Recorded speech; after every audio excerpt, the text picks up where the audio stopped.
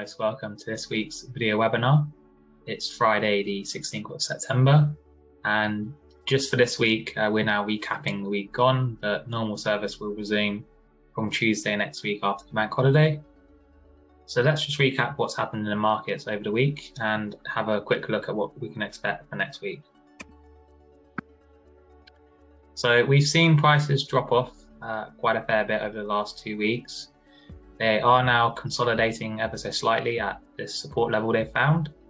If we just look at the price difference over the kind of contract terms, we can see near-term prices are relatively stable week to week, down 1.1%, but it's that far-term kind of market movement where we can see a greater than 5% drop in prices for a typical 3-year contract.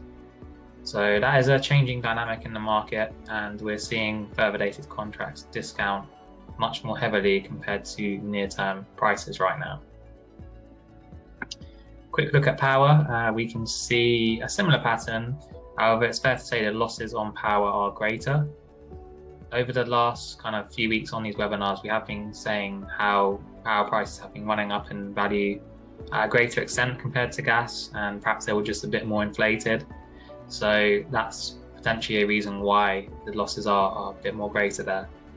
But yeah, it's good news nonetheless. There are some healthy discounts there compared to last week across the whole board there, from 12 months to 36 months on the power prices. So what's happened this week? I'm just going to recap that over now. So the first thing was, in terms of fundamentals, they have improved thanks to French nuclear fleet coming back online. So there's around 3 gigawatts back online, and more is expected to return over the course of the winter. It's important to state, however, that at those levels, it will still be well below last year. So yeah, the French nuclear fleet have a lot to catch up on in terms of getting to a position where they were last year. But it's good news nonetheless to see that is progressively getting better. Next is we have seen the bring in additional tax measures on fossil fuel generation firms, and also a price cap for wind and solar generation firms. So that price cap has been agreed to be 180 megawatts an hour, pounds per megawatt hour that is, and that's going to be applied across the whole EU. So that's good news, and that kind of additional kind of saving there will go towards kind of supporting the energy crisis. So we haven't seen wind and solar generation inflate in costs the same way we've seen gas generation. So that's the reason for that. And then finally, we are expecting EU energy support announced next week. There was a delay to that. There was some talk it could be this week, but it has now been confirmed to be next week. We can expect that. The delay has caused some bullishness in the market, given that markets are kind of left in limbo for a little bit longer. Certainly suppliers have been as well. So yeah, fingers crossed the best kind of solutions and outcomes are announced next week for businesses. But yeah, that delay is just going to keep the markets in the dark for a little bit longer, and that uncertainty is providing a bullish picture on the prices right now.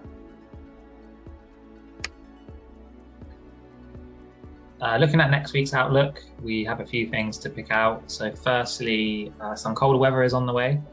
Not drastically cold, but below seasonal normal levels for sure. And it'll be interesting to see what demand does, because we do have colder weather on the way, but we do of course have an unexpected bank holiday Monday, which will have an impact on the more industrial and industry energy usage. So we'll be paying close attention to what actual UK demand does over the next few days there. In terms of LNG deliveries, they're looking strong. I think I've mentioned this before on previous video updates. So we've got 8 expected for the remainder of the month, and they're going to start kind of docking and unloading from next week and onwards towards the end of the month there. And that will help the supply picture short term. And that will become useful given the kind of heavy maintenance season we're seeing in the kind of North Sea and Norwegian gas fields at the moment.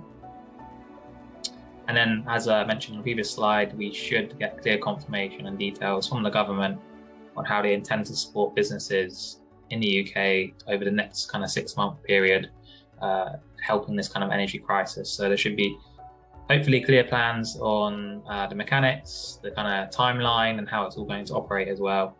So yeah, I'm sure we'll be making an official announcement on that as well when we have all the details. If you need any further information, we do upload content daily on our website. The URL is there, and we do have our Market Watch live team, which you can chat to between 10 and 12, Monday to Friday. Thank you very much for watching. I will see you Tuesday next week for next week's video update. Thank you.